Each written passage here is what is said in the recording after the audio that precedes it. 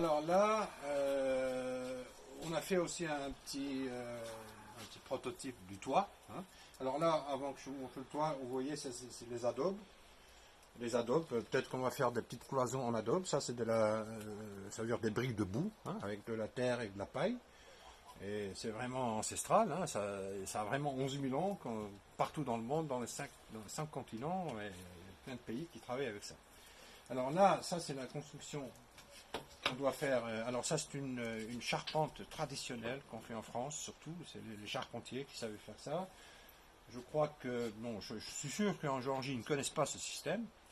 Alors c'est un système parce qu'on a des fermes, et après on met les bois, au lieu de les mettre verticalement, on les met horizontalement, comme ça, et après on a des treillis, comme ça, un peu partout. Alors on aura une lame d'air. Alors bien sûr que avec ce système, on peut mettre beaucoup allez, par exemple ces briques que vous voyez là, les briques, non, je dis les briques en paille, je vais les mettre directement dans le toit. Alors comme ça, j'aurai un déphasage super. Et en plus, je peux en mettre 30 cm, 40 cm. Alors, il n'y a pas de problème avec ce système, ça marche très bien. Alors ça aussi parce qu'on sait très bien que dans une maison, 35% de la chaleur, ça passe par le toit. Alors, si on ne fait pas un toit comme ça n'est pas la peine de faire des murs comme ça. Alors là, je suis sûr qu'ils n'auront presque pas besoin de chauffage.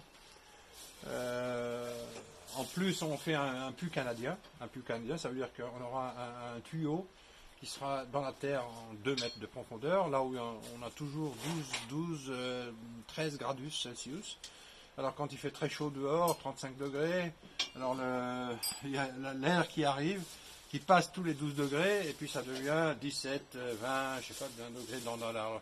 Là, vraiment, on n'aura plus besoin de climatiseur, surtout on a des étés très chauds ici. Voilà, ça c'est le...